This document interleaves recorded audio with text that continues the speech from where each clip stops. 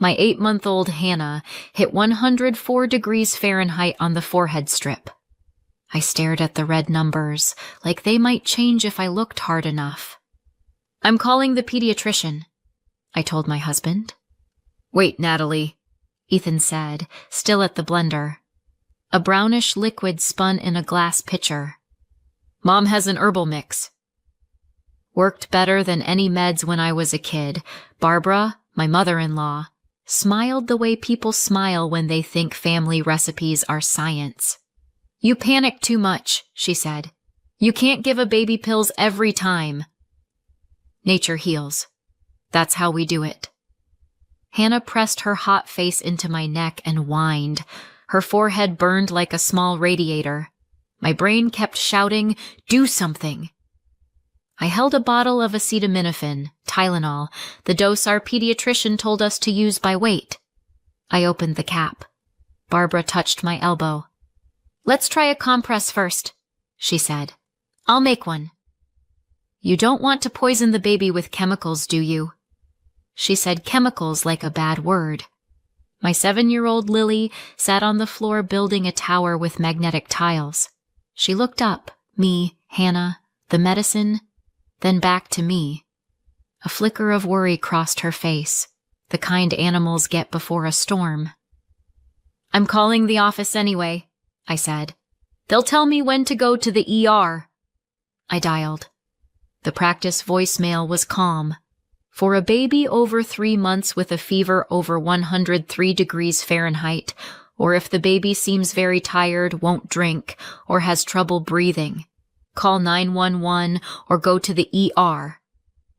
I pressed the option for the on-call nurse. "This is Natalie Miller," I said. "My daughter is 8 months, 104 degrees Fahrenheit, hot, fussy, drinking poorly." "Give acetaminophen by weight now," the nurse said. "Watch closely. If there's no drop in an hour or she gets more listless, head to the ER. No mixing meds with herbs or honey. No home remedies," I hung up. "Acetaminophen," I said out loud, to kill the doubt. Barbara made a face. "Phone advice. In my day, mothers knew better. Here's a compress, and here's a bark tea. It brings fever down gently. Natalie, you're a mother. Don't be a robot." "I am a mother," I said quietly. "And I'm doing what the doctor said."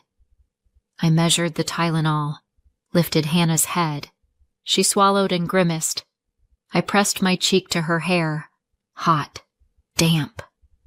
"Cold juice will make it worse," Barbara muttered. "Modern pediatrics goes to extremes." I didn't reply. I held Hannah and listened to her breathing, fast, uneven, but steady. Lily stood up, walked over, and whispered, "Mom, can I sit with you?" "Of course," I said. "Sit right here." Barbara and Ethan drifted to the kitchen to whisper. I could see their outlines in the doorway, 2 solid shapes that believed the world worked the way they remembered. I set a 45-minute timer. An hour later, the thermometer read 103.6 degrees Fahrenheit. A tiny drop. Hannah's body lay heavy on my chest. She dozed and jerked with heat.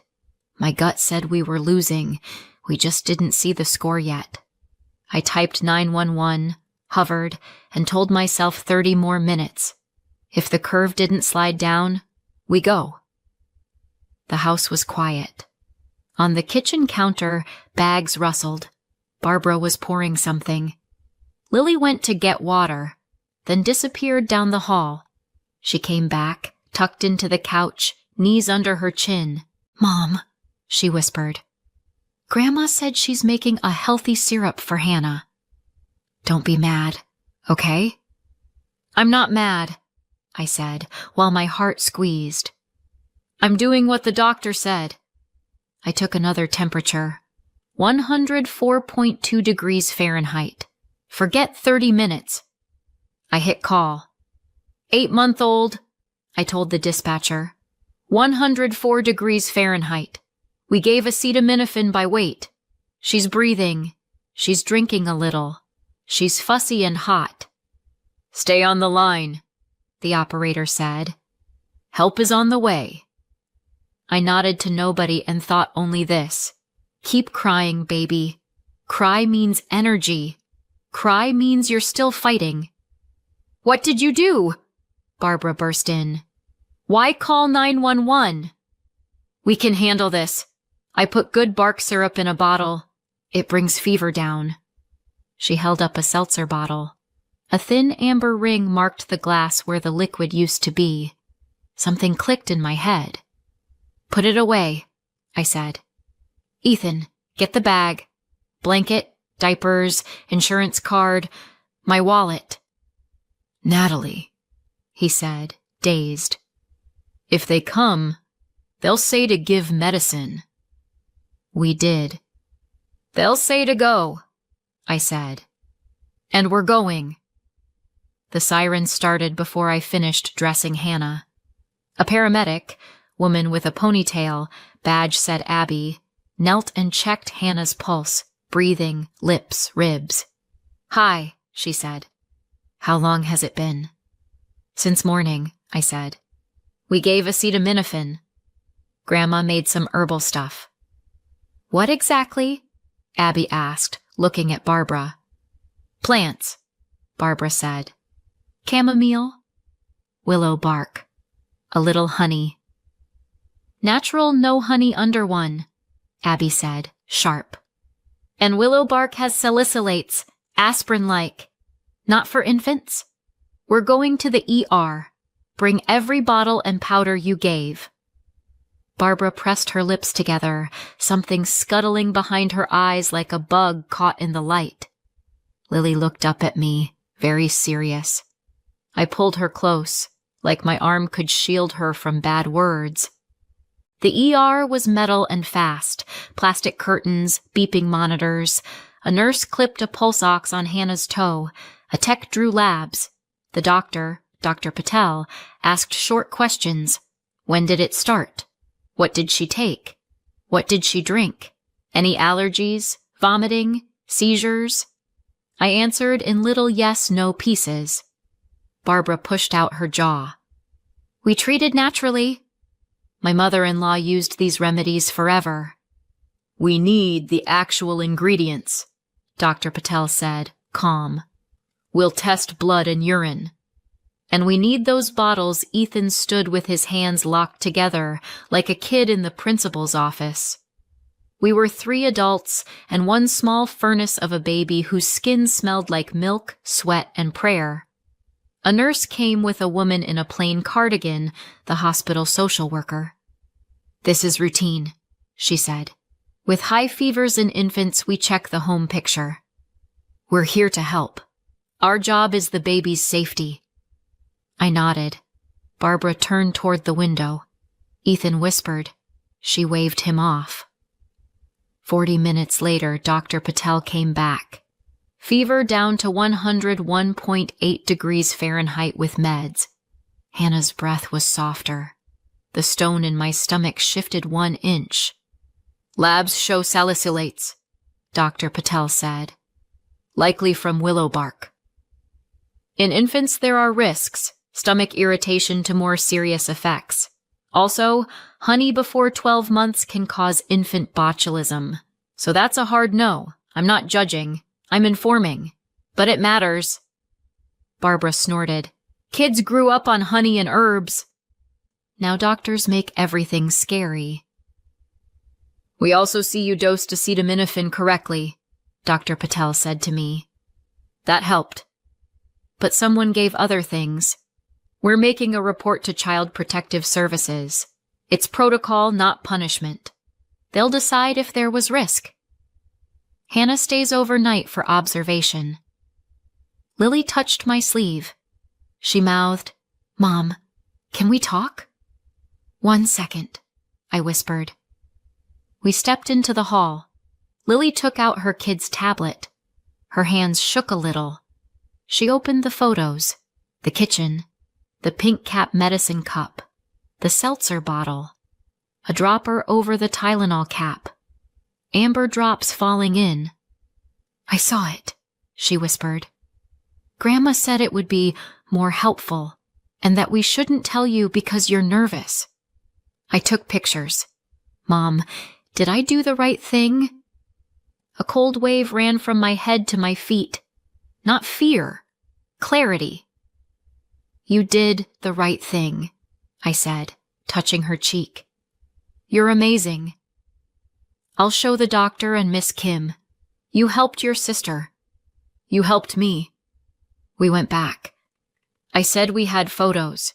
The social worker asked me to email them through a secure link. Dr. Patel nodded like a puzzle piece had clicked into place. Thank you, she said. That helps us understand. Ethan went pale.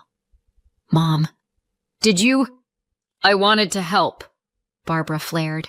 You're making a mountain out of nothing. These agencies. I am family. I was healing. Doctors sold out to pharma. No one is accusing you of malice, Ms. Kim said, steady. We're talking about outcomes. You're not a legal guardian. You can't change prescribed care. This is my house, Barbara snapped at me. I let you live here during the renovation. I get a say. Hannah has a right to be safe, I said, voice low but solid. And I have a right to follow our doctor. That's not up for debate. Ethan offered to take his mom home. I didn't argue. When they left, Ms. Kim asked, Do you want a no-contact order between Grandma and the baby while we investigate? Those words were scary and freeing at the same time. The world got simple. Unsafe goes out. Yes, I said. I do. She helped me sign the forms. It felt like I was signing more than paper, like a new contract with myself. Don't bend where it's dangerous. Night in the ER was long but steady. Hannah slept. Her body wasn't a furnace anymore. I listened to her breath and to the soft shuffle of machines. Lily, who we'd left home with our neighbor, sent a lightning bolt emoji, our private, "We've got this." I sent back a heart. In the morning, Dr. Patel said we could go home with strict instructions, Tylenol by weight, lots of fluids, temp checks, pediatrician follow-up in 2 days. Ms. Kim confirmed CPS would call within 24 hours, and the temporary no contact was now active. Home was quiet. No Barbara. Ethan showed up near sunset, looking tired and older. I took Mom to Aunt Mary's, he said, staring at the floor. They think you started a witch hunt. I started protecting a baby, I said. Name it how you want. It was a mistake, he said. To me, to himself, to the air. She didn't mean harm. Harm doesn't have to mean itself, I said. To do damage. He sat, hands over his face. For a second, I saw the Ethan I married. Kind, soft. Nervous when I learned to drive on the highway. Then I saw a father who stood by while his mother adulterated our baby's medicine. My focus snapped back into place. I'm filing for a protective order, I said, and a custody plan that says Barbara has no access without me present. If you're against that, say so now. I need time, he whispered. It's a lot. I don't have time, I said, looking at sleeping Hannah. I have a child. S came the next day. A calm woman with a notepad asked about routines, food, vaccines, where we store meds, who has keys. I showed the medicine cabinet, the fridge, the cribs, the car seats. Lily colored at the table, pretending not to listen. Did you take these photos? The worker asked Lily gently. Lily nodded and handed over the tablet. Thank you, the worker said. You helped your sister a lot. After they left, I wanted to fall down and sleep for a week. Instead, I called a family law attorney whose card I'd seen at our pediatrician's office. She listened, said, You're doing the right things, and set an appointment. Police reached out next. They took statements. Lab testing later showed the home syrup had a high concentration of salicylates, essential oils, and sugar syrup.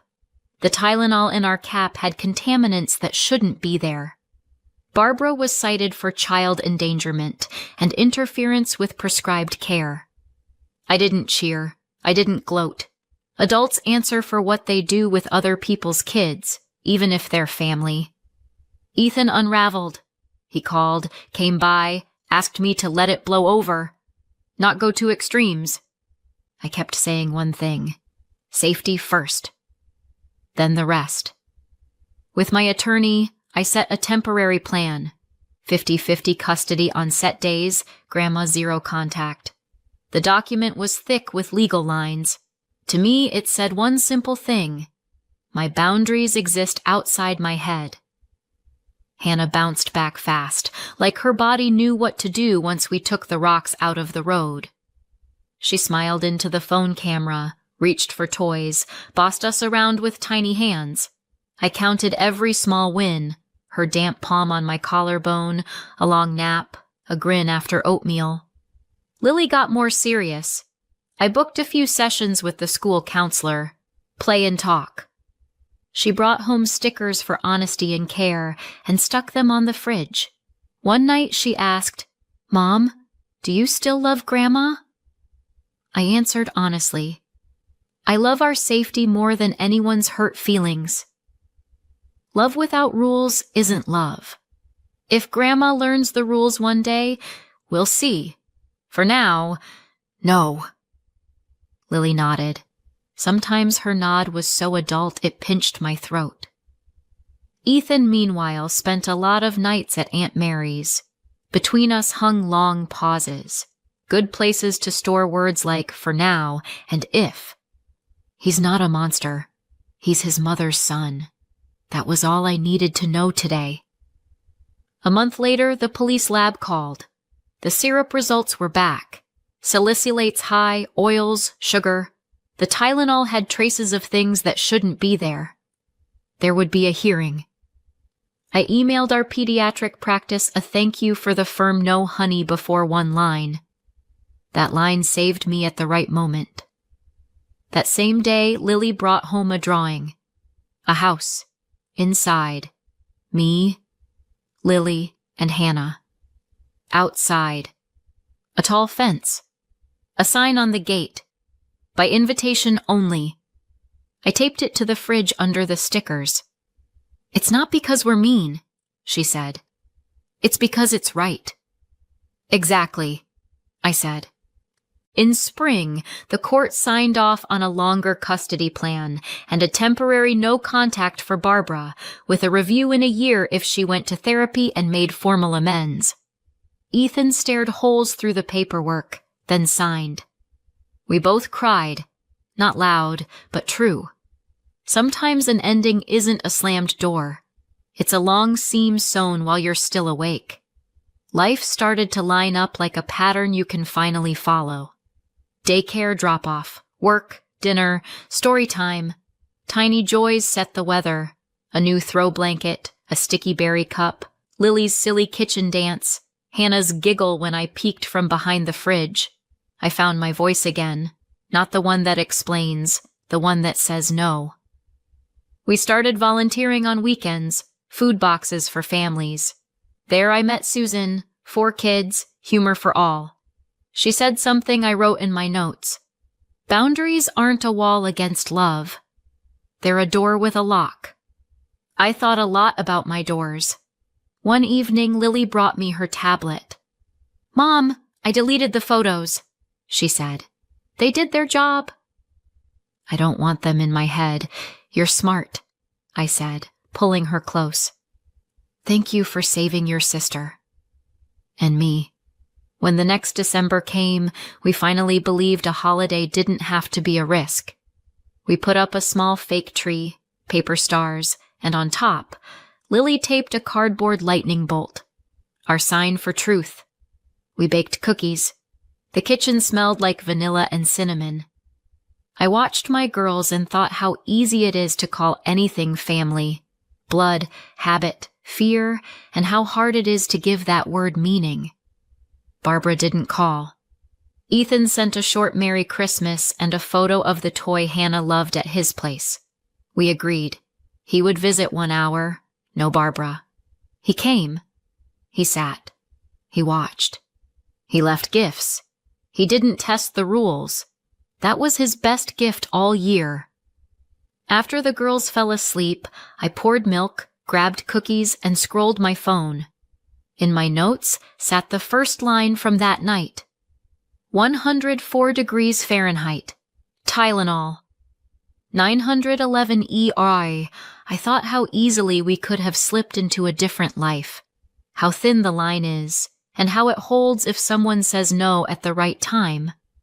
I wrote Lily a note and tucked it under her pillow. Thank you for telling the truth. That's a superpower. In the morning, she walked into the kitchen with the note and smiled, not like a kid, but like a person who knows they're heard. Mom, can I put another drawing on the fridge? She asked. Of course, I said. She drew a house. Inside us. Outside. Not a fence this time, but a garden. On the gate, a doorbell. She wrote, People who choose safety live here. I taped it next to the lightning bolt. Sometimes American rules are just human rules where kids come first.